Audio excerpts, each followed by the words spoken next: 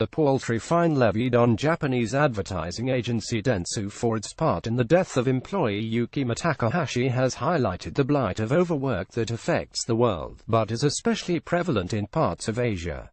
Following a similar death by suicide of one of its workers, Miwa Sado, who died of heart failure in July 2013, a senior official at NHK, Japan's international news service, was quoted as saying her death was a problem for our organization as a whole, including the labor system. See also Japan Dentsu head to quit in January over employee's death by overwork. Japan's work culture has long been renowned for the long hours expected of its salarymen, with the term karoshi being used as early as 1978. Karoshi means premature death caused either directly by the punishing physiological effects of working over long hours, or suicide as the culmination of mental health deterioration caused by the same. In South Korea, Lee Han-but, a producer at entertainment organization CJM, was similarly driven to suicide by the work patterns expected of him. His suicide note read, "I couldn't live this way, working over 20 hours a day, sleeping only 2 to 3 hours and then going back to work." South Korea's working hours are among the highest in the world, with the working population averaging 53 hours per week on the job, according to a 2016 survey taken by Korean job site Job Korea. Although hours are limited by law to 40 hours per week per worker in Korea, the expectation to work for long hours is an accepted part of Korean employment. The JoongAng Daily has reported many experiences of young Korean workers, including interview questions suggesting 25-hour shifts and job advertisements welcoming applications from people who love eating dinner with co-workers. According to the Organization for Economic Cooperation and Development (OECD), South Koreans worked an average of 2,113 hours in 2015, the second highest among its 35 member countries.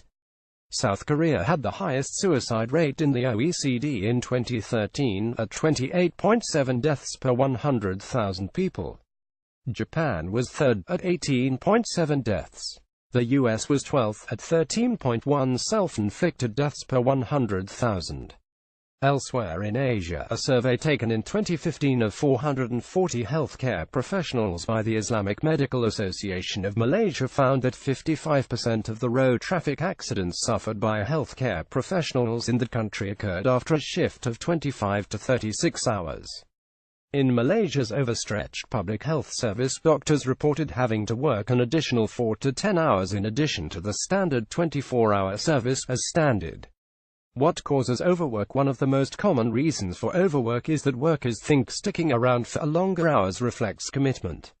Source: Shutterstock. There are several hypotheses that attempt to explain the causes of workers being pushed into, or feeling they have to, work long and unhealthy hours. What may be true for one country, or industry, or employer, may not be true for another, and in all likelihood, a combination of factors in each individual case contribute to the end result. Work hard, play hard culture. Perhaps the most common reason is the tendency to want to advance in a company. People are keen to show an increased commitment simply by showing up longer. Despite many studies that show working longer hours does not equate to working more productively, the impetus to arrive before the boss and leave after him/her drives many employees to overcommitting. Lack of alternative working models on offer. Part-time working, job sharing and employees working from home are still regarded by many employers with suspicion. Employees, usually women who wish to work in traditional hours, or part-time, because of child care commitments, are often looked down upon professionally, and are passed up for promotion. This is evident in the gender pay gap that is an unfortunate fact of life. Labor market deregulation. Anna Berger's research for the European Institute showed the weaker the legislative regulations on employers, the greater the tendency for those employees to apply pressure on workers to work longer, stay later and take fewer holidays or time off. The so-called Veblenyan argument. This states as jobs become more knowledge-intensive, such as those in the IT sector, people actually enjoy being at work more. A sedentary job at a desk does not have the same physical limitations on possible hours as, say, a laboring role. So if the personal incentive to work longer is there, the employee is capable of staying at the workplace for additional hours. Assuming that a reduction in excessive working hours is held to be a good thing, see above. As to why that might not be an unassailable truth, there are several possible steps that can be taken. In exactly the same way the causes of overwork vary and combine in immensely complex ways, so too the solutions may be implemented. It depends on what's relevant and seen to be useful, case by case. Can government help? Either through guidelines, carrot, or legislation stick. Central and local government edicts may play a role. In Japan, Shinzo Abe's government proposes to cap monthly overtime at 100 hours per worker and introduce penalties for companies that allow employees to exceed this limit, measures that critics say still put workers at risk. The Japanese government, in its first white paper on karoshi released last year, states that 1 in 5 Japanese workers are at risk from overwork. Presumably, with the longer working hours and significantly higher suicide rates, South Koreans are at an even higher risk. See also Japan 100-hour overtime cap slammed by critics as endorsing karoshi at a local government level. Action has been taken by individual state organizations in the local government offices in Toshima, a Tokyo district. The office lights are turned off at 7 p.m. to force people to go home. Manager Hitoshi Ueno says it's not just about cutting working hours.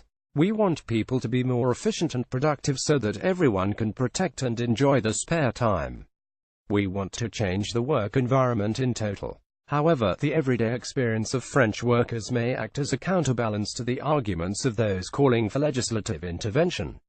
While it is widely lauded among labor campaigners, France's 35-hour-a-week limit, stipulated in law, is largely ignored in practice, with most companies paying much-needed overtime to their employees, who are needed for longer just to get the job done.